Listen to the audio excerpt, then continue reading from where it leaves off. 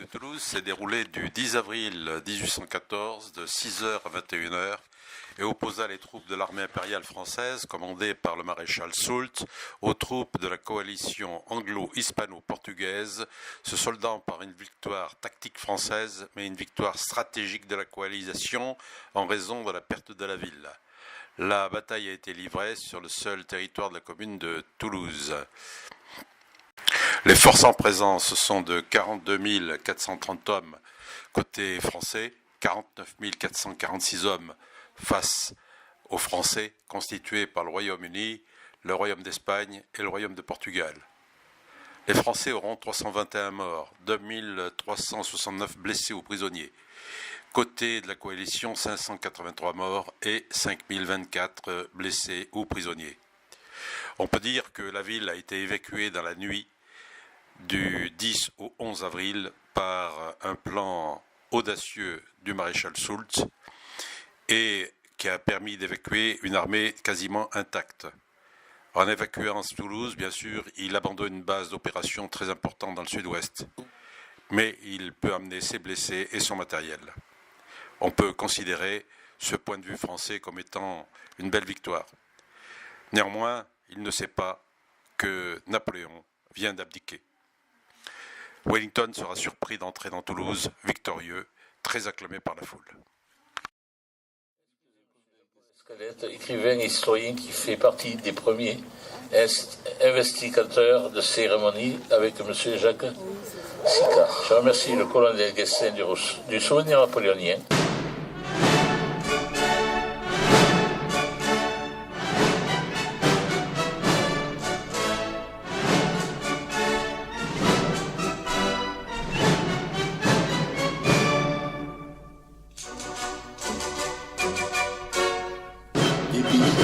Qui ont participé à cette bataille, Espagne, Angleterre, Portugal et bien sûr notre Marseillaise.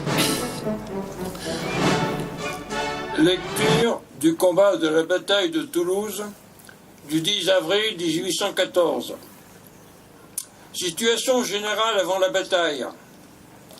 Une course-poursuite. En cette année 1814, la situation de l'Empire est catastrophique. Les coalisés encerclent la France.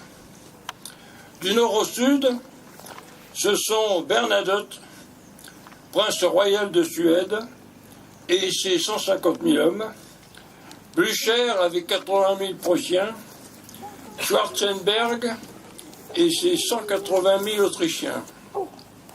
À l'est, Murat, infidèle à l'empereur, et dans l'espoir de garder son royaume de Naples, se montre menaçant avec son armée d'Italie.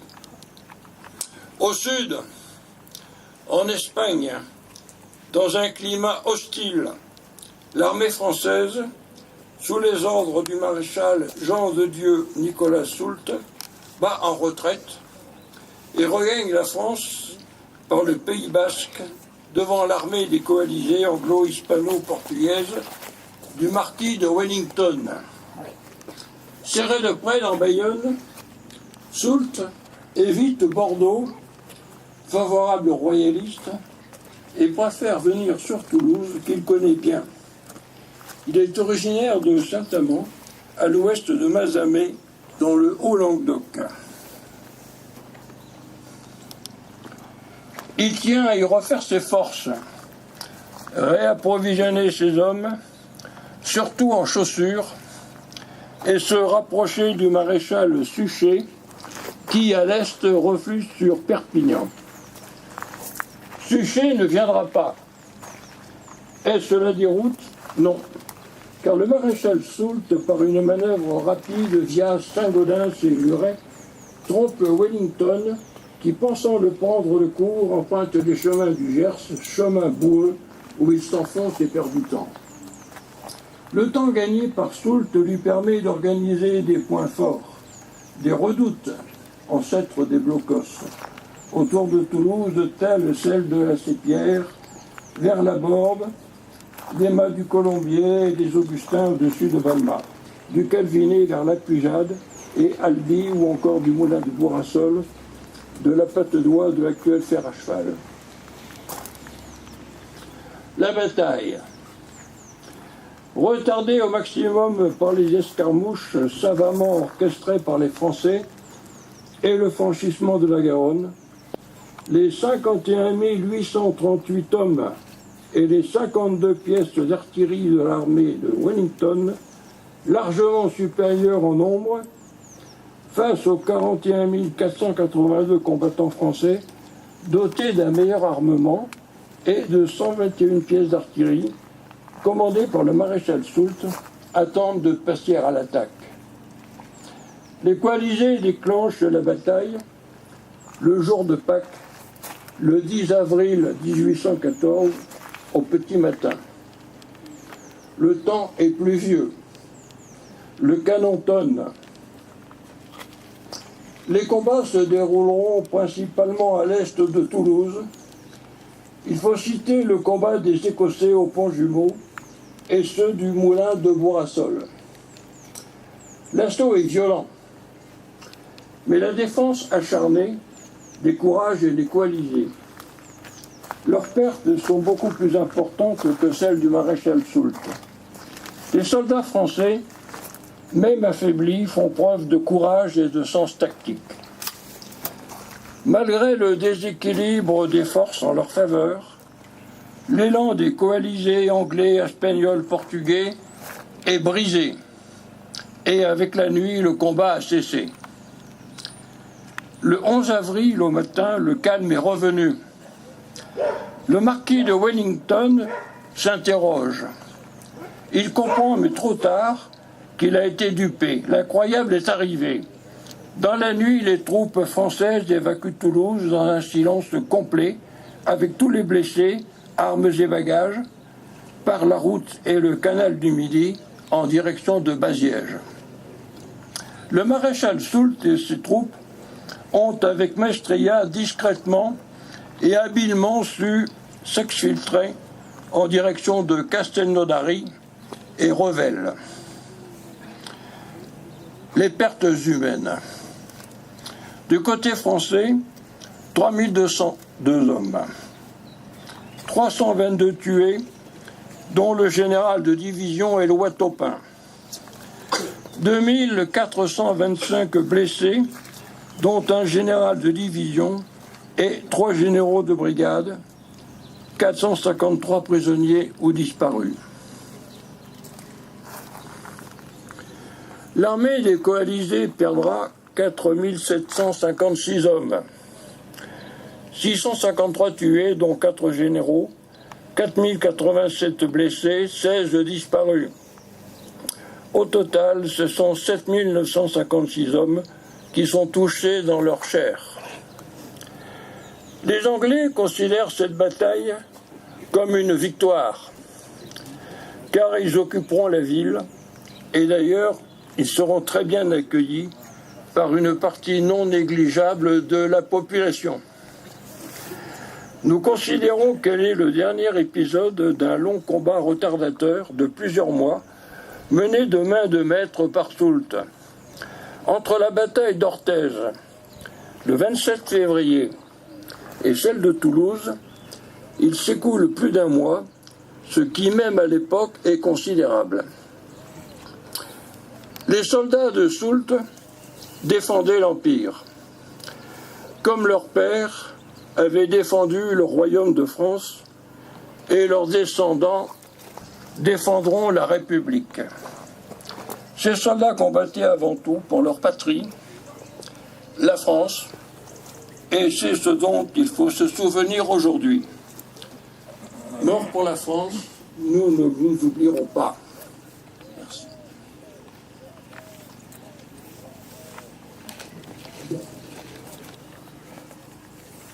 Je vais vous lire un passage de Jean-Paul Escalette, historien qui a écrit un livre sur la bataille de Toulouse. Ce passage s'appelle « Les fleurs de Toulouse ». Le 10 avril 1814, lorsque le marquis de Wellington déclenche la bataille contre les troupes du maréchal Soult, il ne sait pas encore qu'il livre une dernière bataille de la guerre de la péninsule. Une guerre qui va finir avec la confirmation de l'abdication de Napoléon 2 jours plus tard, au cours de cette bataille, un régiment britannique gagnera le surnom de Flower of Toulouse, les fleurs de Toulouse. Une ville qui ne sera la capitale de la Violette qu'avec Napoléon III, soit 40 ans plus tard.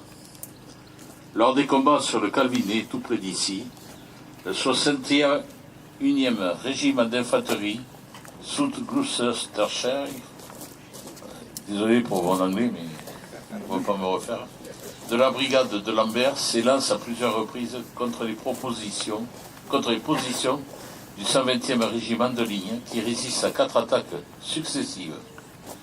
Le colonel du 61e est tué avec d'innombrables tuniques rouges couchées dans les champs. Le major Sharpton du 60e écrit « Le 61e était maintenant réduit à environ 250 hommes et se couchait sous le couvert d'une clôture en terre et était sous mon commandement. Dans cette seconde attaque, les Écossais du 42e Black Watch souffrirent aussi durement que nous l'avions fait dans la première attaque. Mais comme l'ennemi amenait des troupes fraîches avec l'artillerie, il devint évident qu'il se préparait à faire une vigoureuse tentative pour les reprendre. 4 fois, il y a eu un mouvement meurtrier d'avance et de recul qui laissa au sol de nombreux soldats. Sharpton note que la bataille a donné lieu à un surnom macabre pour le 61e en raison de tant de morts laissés gisant sur les hauteurs du Calvinet, les fleurs de Toulouse. Le 120e régiment de ligne français gagnera sur son drapeau la mention Toulouse, aujourd'hui disparue en raison des guerres suivantes. Ainsi va l'histoire. Jean-Paul Escalette. Mesdames et messieurs, chers amis, chers porte-drapeaux ici présents et bien sûr chers présidents. C'est avec une grande joie aujourd'hui que je suis encore avec vous. Je tenais à excuser Jean-Luc Moudenc, le maire de Toulouse, président de Toulouse Métropole, qui malheureusement ne pouvait pas être des nôtres aujourd'hui et le regrette bien. Ça a été difficile hier pour moi de préparer ce petit discours que je vais vous faire parce que le contexte actuel est quand même assez surprenant. L'histoire est un éternel recommencement. On parlait de coalition, nous reparlons de coalition en ces temps, et c'est quand même assez bizarre. Pour la petite histoire, la France, à l'époque, avait une force d'artillerie extrêmement forte, beaucoup plus supérieure à celle des Anglais, et en ce moment, la France est leader dans la vente des canons. Est-ce que c'est une corrélation? Je n'en sais rien, mais c'est assez étonnant. Et donc, c'est compliqué aujourd'hui de se dire, est-ce que cette histoire, pourquoi n'a-t-elle pas servi, ou pourquoi ne sert pas-t-elle en ce moment parmi nos politiques pour essayer de réfléchir sur ce que est notre grande Europe, alors qu'un conflit est à nos portes, dans lequel, effectivement, nous parlons de coalition, ce que je disais tout à l'heure, face à un autre pays qui est à moitié européen et qui aussi avait participé autrefois aux coalitions, dans un deuxième temps, aux coalitions face à l'armée française. Je vais être très court et très bref, je vais terminer par une anecdote et je vous laisserai à votre réflexion. Lors du couronnement de la reine Victoria, nous avions donc le duc de Wellington, qui était marquis au moment de la bataille, qui avait été nommé duc, et qui a été invité donc à ce couronnement, et bien sûr le maréchal Soult, qui était encore vivant, a été aussi invité, et on leur a dit à un moment, monsieur le duc de Wellington, vous aurez le maréchal Soult à côté de vous à table. Est-ce que ça vous dérange? Et le maréchal, le duc de Wellington répond, je préfère l'avoir à côté de moi qu'en face. Voilà, je vous laisse réfléchir là-dessus. Est-ce qu'il vaut mieux pas que tous les pays d'Europe soient plutôt les uns à côté des autres, plutôt que les uns en face des autres? À votre réflexion et je vous remercie.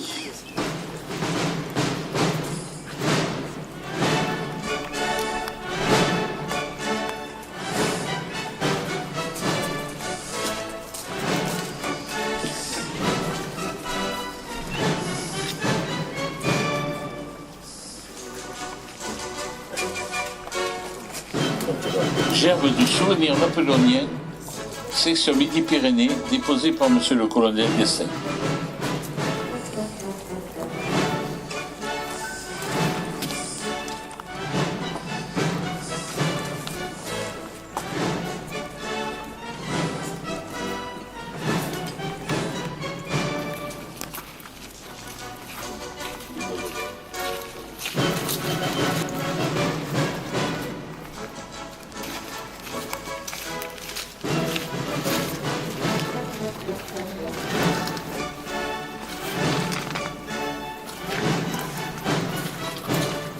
Gerbe de la mairie de Toulouse.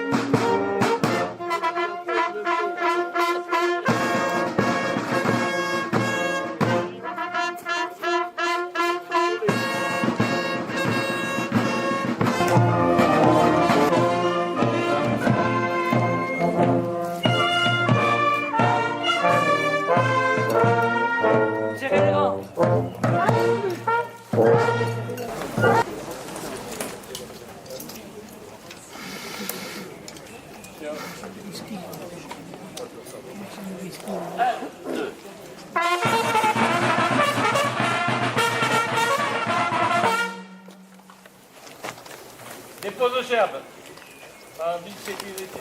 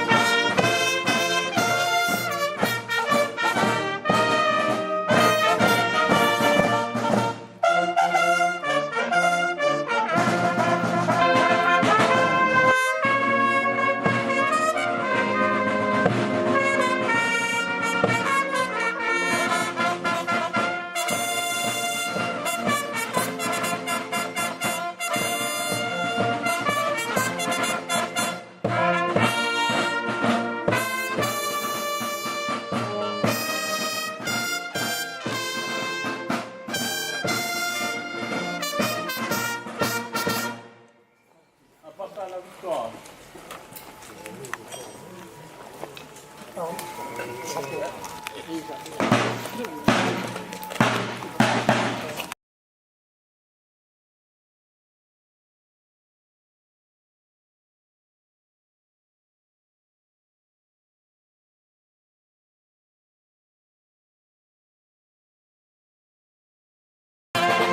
Thank